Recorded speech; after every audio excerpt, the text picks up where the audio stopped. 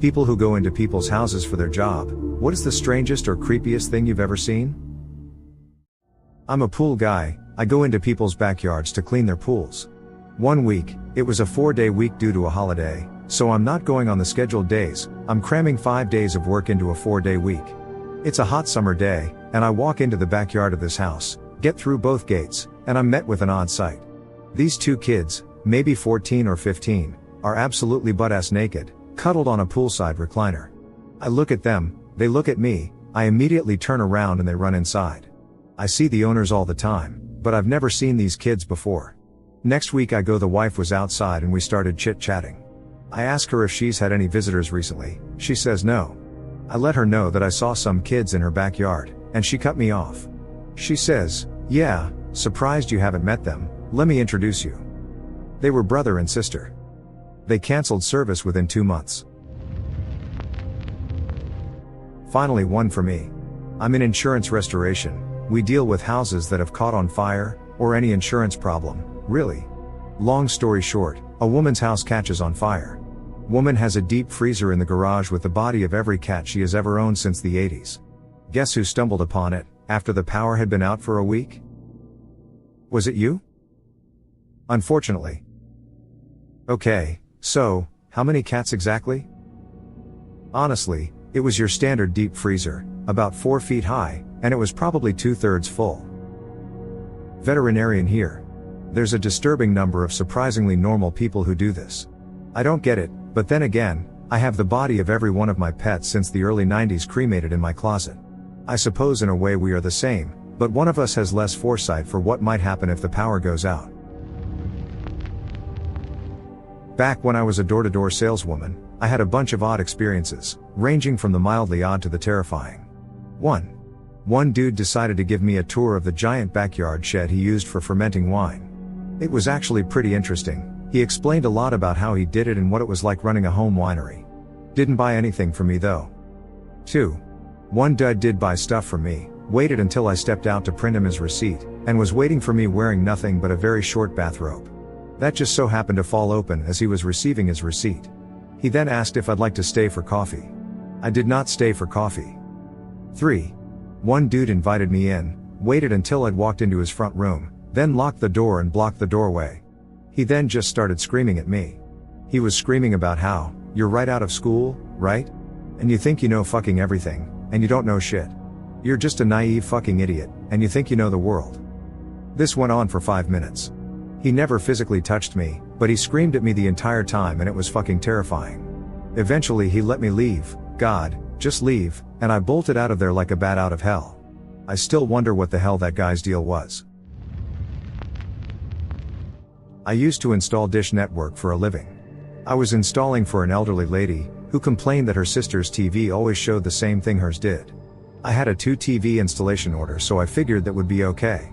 I finished the installation and was demonstrating the system when she looked at the full-length mirror and complained that her sister's TV was still showing the same thing. Noped out of there as quick as I could, and left notes on the account in case she called in.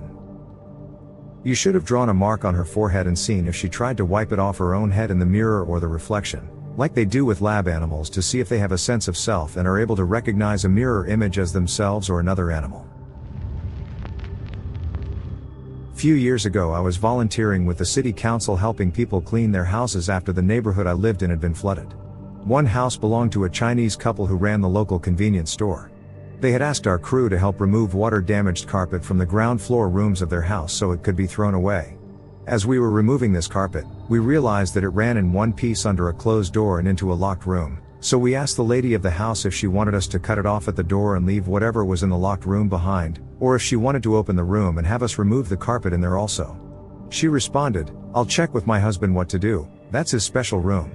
This led to some nervously puzzled looks from our crew. What does a middle-aged Chinese man who owns a convenience store keep in his special room? Eventually, the wife came back with a set of keys and told us that we could remove the carpet in the room, and she unlocked the door. We all crowded around as the door opened to reveal a room with carpet up the walls, a mirror ball on the ceiling, a stage at one end with a public address standard sound system, a projector, and in the corner just about the fanciest karaoke machine I'd ever seen. Special room indeed. I used to be a mover. One day a few years ago, I was moving an older lady, probably in her late 60s. I went into the master bedroom with my coworker, and when we lifted the mattress and box spring, there was a handmade clay bowl with little handmade clay people having sex in various positions around the rim. Snapped a pic before she walked in and got out of there with the mattress. When I came back, the bowl was gone and the lady apologized for what we had seen, very red-faced.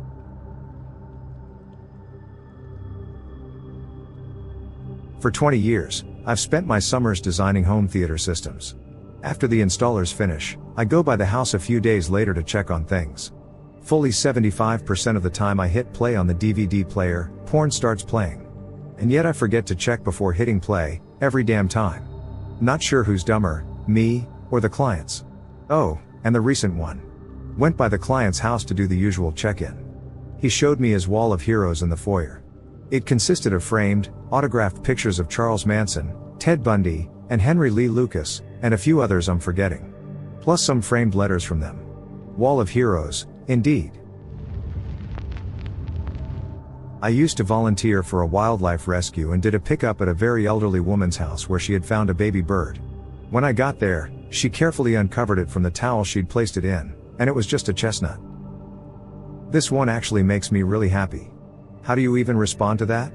Oh, yes, I'll take very good care of this, ma'am. That's exactly what I did. Thanked her and said we would take good care of it. Did you ever stop to think maybe you're the crazy one and it was actually a baby bird? In her defense, she found it under a nest, in a chestnut tree, and it still had the fuzzy husk on it, so, okay, she was senile, but she had a good heart. Dead body might not really be surprising here, but I still can't eat certain foods after experiencing it, and certain smells make me sick, too. I was working for a condo building, letting air conditioning guys look at units within condos. I was just a key holder. One of the last units of the day was a condo, knocked on the door, no answer, opened the door, immediate waft of foul smell. Just some rotten eggs, maybe? Enter the unit, see some moldy bread on the counter, sweaty looking cake, condensation, on the stove. It's pretty fucking rank in here, I say to the guys. I look into the bedroom and see an older black woman with kind of a bad blonde dye job, hunched over in bed, in a bit of a yoga pose. Sat up in bed, but head at feet, legs crossed. I'm immediately embarrassed. Sorry ma'am, I didn't know you were home, I said. No movement. I take a step closer. Ma'am? She's fucking dead, dude, one of the air conditioning guys says, as he hurries out of the unit. His only evidence is the smell, and my tone of voice when I said, ma'am? I step a little closer. The woman's skin is bruised and has moldy patches on it.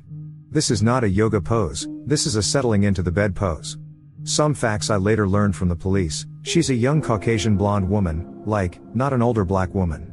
Last diary entry 10 days prior, pill bottles and last will and testament on the bedside table. Food I can't eat, wonton soup, first thing I tried to eat, 8 hours later. Smell I can't handle, dirty fridge, for example, moldy items left by careless coworker. I also no longer fantasize about how cool the zombie apocalypse would be. Edit, sorry for the Rorschach-esque narration. I'm on mobile, so that was the fastest way to tell the story. Funny side note, the 911 operator spent a full 2 minutes trying to get the security guard to touch the body, to make sure she was not actually still alive. Also, I got the Employee of the Month award, and a $100 gift certificate. Though, it was admittedly a slow month. My wife is a physical therapist who does home health visits. She has seen some shit. Several hoarders. People who have bizarrely huge collections of curios like snow globes, crosses, and one lady who had a disturbingly huge collection of Princess Diana memorabilia. Several old guys who tried to subtly proposition her for sexual favors. Then there was the one old guy who was recovering from a knee replacement and flat out said something like, "I haven't had a blowjob in like 20 years, is that something you do?" Crazy cat ladies. They are real. And sometimes their houses are infested with fleas. There was a lady who had experienced a stroke and had lost a good chunk of her impulse control as well as mobility on one side of her body. Every single time my wife saw her, there were 2 dildos on her kitchen counter, in plain view of the living room where my wife worked with the patient. Have you ever gotten parasites from homes? Thankfully, no. When my wife notices fleas, she takes great care to immediately clean her clothes and shower when she gets home. We have managed to avoid having a flea infestation in our home. We had fleas once in our old apartment, but that was before she was doing home health. That was just bad luck with an adopted cat. A couple of years ago I worked for a cleaning company. One of my first days on the job, I was cleaning a woman's house and entered a room on the second floor that, I kid you not, was full of only clocks and mirrors. I've never been so aware of my own mortality. My neighbor once asked me to feed his cat for him while he was out of town. Nice guy, mid-30s, lived alone, ran his own landscaping company. He would sometimes cut our grass for us when he was out cutting his on his huge landscaping mower. So I mean, yeah, of course I'll feed your cat for a few days. Bible verses were written in red marker on every inch of every mirror in his house, and there were an odd amount of mirrors. Like, multiple full-length mirrors in just his living room, absolutely covered in tiny red Bible verses. I never really looked at him the same after that. Boiler repairs, 4 sons in the house, playing Xbox, all mentally ill, rooms 2 foot deep in takeaway trays. A duck and a rat loose in the other room, the mother was just in her underwear with a fresh kidney transplant scar around her middle, the hot pipe had snapped off the washing machine and was running the combination boiler flat out, she had tied the pipe into the sink. How long's it been like that for? I said. About 6 weeks, she said, the bottom had dropped out of the wall units because of the steam. The carpet in the duck/rat room was sodden with piss and crap. I went into the lads' rooms, they never flinched or acknowledged me, one was holding the controller but the TV was off. Hope you contacted child services. All in their 20s, she followed us around giving detailed descriptions of their mental health and her own surgery because of kidney failure from something she picked up as a drug addict. Not me but my mom. She's a visiting physical therapist. She used to work in a small city in the area, with some bad areas, and she had to do therapy for a rather overweight guy who was pretty paranoid about the people in his complex. Granted, most of us would be too, but my mom sat down on the couch and felt something hard underneath the cushion. She had the guy get what it was, and it was a stick, with a large knife taped to the end. She had almost sat on the knife too. She asked him if there was anything else like that in or around the area she needed to work in, and he managed to remove multiple knives, makeshift spears, and a syringe-based weapon. He was HIV positive. My mom discharged him shortly. Did you even find out why he did that? Or was he just a psycho? He was either crazy or trying to stop people from breaking into his apartment. It was in a bad section of town. So probably a bit of paranoia exacerbated by crazy. Not my job, but I guess I was working. Been divorced for a couple years and I was helping my girlfriend move into a new apartment. I'm putting stuff away in a kitchen drawer and I find a 15-year-old photo booth pic of my ex-wife and her sister. They look to be in their early teens. Just turns out my ex-sister-in-law was the previous tenant and that was her junk drawer. Edit, was creepy for about an hour. Showed it to the girlfriend and asked if it was hers. She went to the same high school as me and the ex, so it might make sense. Nope. It was a basement apartment in a kinda wealthy dude's house, so next time I saw him outside I showed him and he confirmed the sister-in-law was his last renter. Mystery solved. Babysitting, kid wanted to watch this supposed kids movie. Was some Jewish kids show, some creepy guy in a teddy bear costume and a ton of makeup. Had a really rapey vibe to it. I remember one part in particular, it was talking about Roman Caesars, because, why not? And of course this creepy old guy was the Caesar and all these little girls were around him like his freaking harem or something. There may or may not have been some light spanking involved. I just couldn't stop thinking about what must have been going on behind the scenes. Worse than any horror movie. Wish you'd remember the title, could be floating around YouTube. Care to find it on YouTube anyhow? I used to have a picture, it was more than 2 years ago though. I'll see if I can pull something up, but I'm pretty sure the show was from pre-internet days. Edit, I found the picture, serious potato quality. The title's in Hebrew, so someone more multilingual than I would have to translate the name. Yeah dude, I'm from Israel, and I've noticed that a lot of the children's TV shows have a very creepy, almost rapey vibe like you describe. It seems like they're trying to speak on an intellectual level to children, but for some reason it comes off as incredibly creepy, like they want to kidnap, and do unspeakable things to both the children in the show, and the ones watching it later on. Construction inspector here. I was looking at a house about to be renovated by new buyers. The basement was all wood paneled walls, Spanish tile floors, and shit tons of animal heads mounted on the walls, very old school hunting lodge style. Except there was also a room off the basement, behind a bookcase hidden door, that I only noticed because I was trying to understand the relationship between the foundation and the main floor. Small room, maybe 80 SF. The ceiling had a single fluorescent fixture, recessed, with a heavy steel grating over it. The floor and walls were covered in sheet vinyl, and there was a single metal chair in the room. It was sitting over a floor drain. I noped the fuck right out of there. The renovation never happened. The owners tore the house down and built a new one. I still can't drive by that site without feeling a chill. Did you tell the police so they can investigate the previous owners? This shit is scary as hell. The house had been semi-abandoned for several years, and had changed owners 3 or 4 times without anyone ever moving in. There had been several caretakers, all renters of another house on the property, for the place during the period, according to the bank handling the title. I don't know if the owners ever called the police, but I made sure I told them about that room. That's not really something you want to leave out of an official report. When I was young, we used to clean up after fires. The soot goes everywhere, so everything has to be cleaned. Insurance covers it.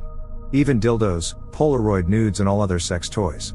We would have to go through their drawers and clean everything, and I always warned them.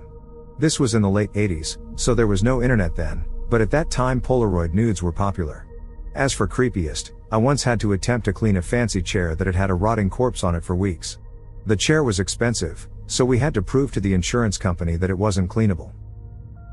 Alright, fine, I'll ask since no one else will. Did the corpse shit him or herself once they departed? This was a few weeks after the death. There was all kinds of dried up nastiness on the chair, and I'm assuming it was all sorts of bodily fluids. I held my breath and attempted to dry clean a 4 by 4 inches area. I knew it wasn't going to work, but I had to attempt. We then took a photo of the spot and put the chair outside.